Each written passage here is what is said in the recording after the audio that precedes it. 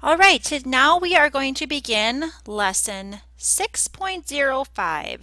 The war begins. So that's referring to the Civil War, of course.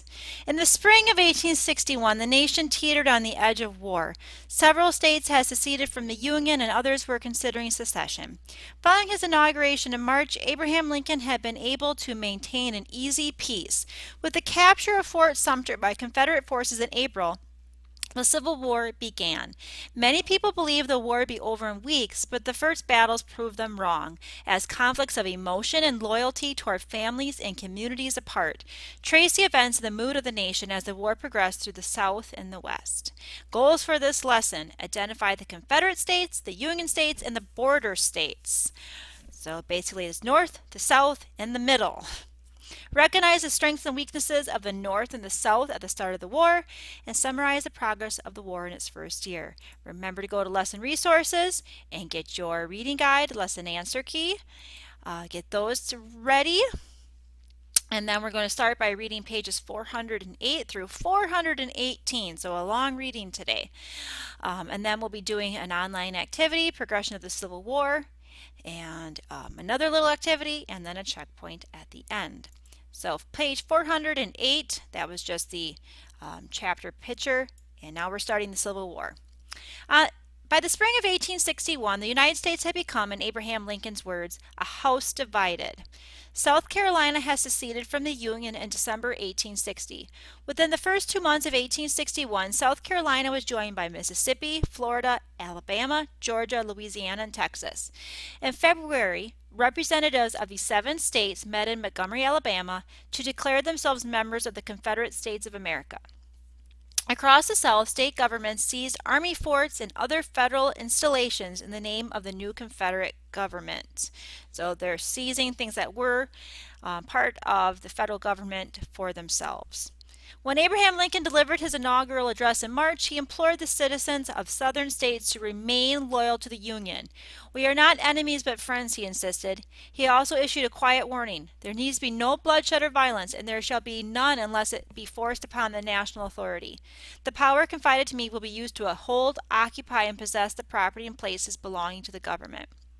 One federal stronghold that had not yet been seized by the new Confederacy was Fort Sumter, located on a small island in the harbor of Charleston, South Carolina. To Northerners, Fort Sumter had become a symbol of resistance to an illegal rebellion.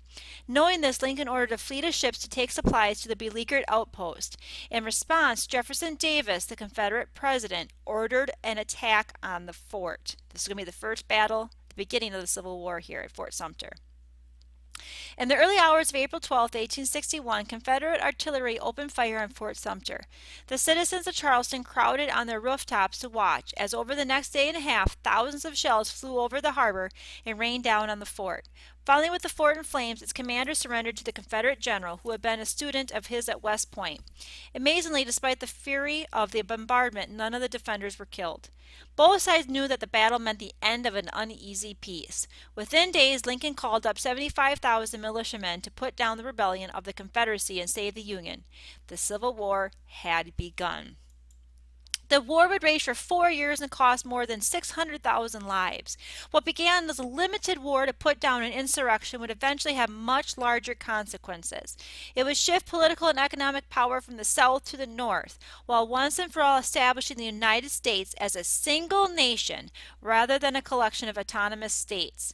To sustain its war effort, the North vastly expanded federal government powers in the federal budget. It pumped enormous sums of money into vital war industries, which in time would help turn America into a modern industrial nation. Most important, the Civil War put an end to slavery and brought about what Abraham Lincoln called a new birth of freedom.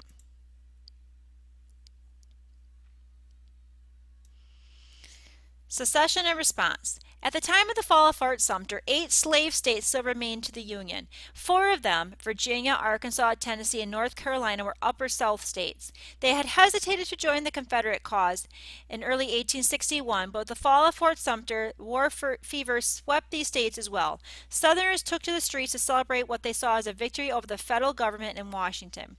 In Richmond, Virginia, everyone seemed pretty perfectly frantic with delight," said an observer. "Everyone is in favor of secession."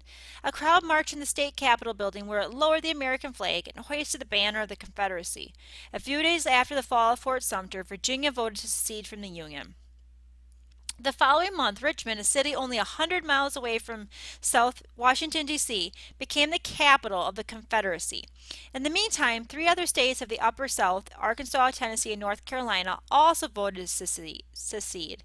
Tennessee, a journalist declared that all slave-holding states must unite to defend justice and liberty.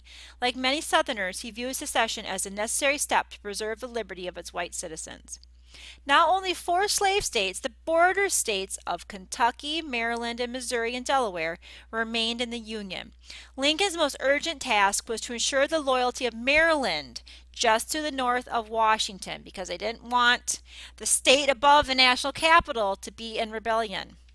If Maryland joined the Confederacy, the national capital would be surrounded. Many Confederate sympathizers lived in parts of Maryland, including the city of Baltimore.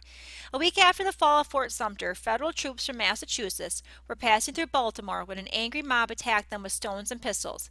The soldiers shot back, killing 12 of the rioters. In response, one secessionist wrote a poem urging Marylanders to avenge the patriotic gore that flooded the streets of Baltimore. The poem later became "Maryland, My Maryland," the state's official song. Lincoln moved swiftly and harshly against the secessionists of Maryland. He imposed martial law on Baltimore. Over the next few months, Union soldiers arrested dozens of prominent Confederate sympathizers, including 31 state legislators, an action that ensured the legislature would vote against secession. These prisoners were held without trial and without being brought before a judge, rights guaranteed by the Constitution over the doctrine of habeas corpus. Lincoln's opponents claimed that only Congress, not the President, had the authority to suspend the writ of habeas corpus. In their mind, the President had far overstepped his legal bounds and had trampled over the constitutional rights of American citizens. In response to this criticism, Lincoln asked, "Are all the laws but one to go unexecuted and the government itself go to pieces lest that one be violated?" Legal experts disagreed about who, Congress or the President, could suspend the writ of habeas corpus. But with Republicans firmly in control of both houses of Congress, Lincoln faced little opposition to his assertion of sweeping wartime powers. Lincoln's tough actions in Maryland ensured that Washington would not be invaded from 2 directions. They also helped secure the loyalty of the 3 border states, Kentucky, Missouri, and Delaware. Yet citizens of these states were deeply divided in their sympathies. As the war progressed, Kentucky sent regiments to fight on both sides. Both Abraham Lincoln and Confederate, and we'll come back to this map here, and Confederate President Jefferson Davis came from Kentucky, and Mary Todd Lincoln, the president's Kentucky-born wife, saw 4 of her own brothers go off to fight for the South. The situation in the border states literally divided brothers against brothers. And let's look at the map here on the previous page. And it's just showing you a representation of where the states, the purple here states, that seceded first off. Those in the orangish color that seceded after the attack on Fort Sumter, and the blue ones are the border states that stayed within the Union. Okay, so that's a nice representation of the states that were seceding and which ones were the border states. Okay, continuing on. And read, on your own, read through this about habeas corpus to understand what it means. It's a legal principle that protects people from being legally imprisoned. So read a little bit more about the historical implications there. Comparing strengths. At the beginning of the war, many Northerners believed that the Union would easily defeat the South. The United States had an established government and a standing army, though a small one, numbering fewer than 17,000 troops at the war's opening. The northern states also controlled most of the nation's industrial capacity. So these are important things. These are going to be the strengths of the North. Okay, established government, an army, industrial strength. Northern factories manufactured more than 90% of the country's shoes, and so on. The Union States had more than twice as many miles of railroad track as the Confederacy. This would be the first war in history in which large numbers of troops moved by rail. Finally, the North had about 3 times as many white military-age men as the South, so more people to enlist. When Lincoln first asked for 75,000 militiamen to suppress the rebellion, he specified their term of enlistment as only 90 days. Like most Northerners, he expected a short war. And then the strengths of the South. First and foremost was its cotton, a commodity so valuable it was known as white gold. In exchange for cotton, European nations were willing to supply the Confederacy with weapons and other manufactured goods. If the South could break through the North's blockade of its ports, it would find ready access to European support. And we'll read later as we get to the Emancipation Proclamation part of the Civil War, how the European support would change once they turned the terms of the war about ending slavery and not just rebellion of the states. In addition, the southern states had soldiers highly motivated to defend their homeland and their way of life. Most of the war would be fought within the borders of the Confederacy. Although many southern soldiers fought to defend the institution of slavery, most also fought to defend their homes against an invading force from the north, which is similar if you remember back to the American Revolution.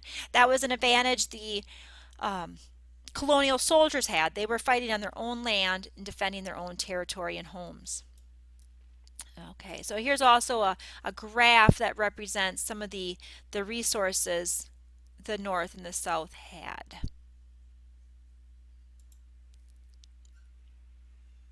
When the Union troops captured a Confederate soldier and asked why he was fighting, even though he didn't own slaves, he responded, "I'm fighting because you're down here." The South also enjoyed an initial advantage in military leadership. 7 of the nation's 8 military colleges were located in the South. The sole exception was the National Military Academy at West Point, New York. The Confederacy began the war with a corps of trained and experienced officers. In 1861, Robert E. Lee of Virginia, a hero of the Mexican-American War and the captor of John Brown at Harper's Ferry, was considered the most brilliant officer in the Army. A few days after the fall of Fort Sumter, Lincoln offered him a field command of the Union Army. On the same day, however, Lee learned of Virginia's secession. Despite his dislike of slavery, Lee decided to side with his native state. Writing to a friend, he said, "I cannot raise my hand against my birthplace, my home, my children." Yet Lee took no joy in his decision, and he faced the future somberly. I lost my spot. He wrote, "I foresee the country will have to pass through a terrible ordeal, a necessary expiation, perhaps, for our national sins." And I'm going to stop reading there for this video, and I'll finish the rest later. But let's look at we have a little time yet before the 15 minutes is up for this Yankees and Rebels down here at the bottom. The North and South each had nicknames for the other. Southerners called the Northern soldiers Yankees. Since the North looked on the war as a rebellion by the South, Northerners called Southerners rebels. These names were sometimes shortened to Yanks and Rebs. North and South were also referred to as, respectively, the blue and gray, based on the colors of their uniforms. Many soldiers, however, especially at the war's beginning, wore the uniform of their home state's militia. So, when we're talking about the North, we can call them the North, we can call them Yankees, or you could call them blue because of the color of the uniform. And when we're talking about the South, we could say South, we can say the Confederates, we can say the Rebels or Rebs, and you could also say the gray because they wore gray uniforms. So those are all terms that all mean the North or the South. Okay, so we'll stop here, and the next lesson will begin with the early campaigns of the Civil War.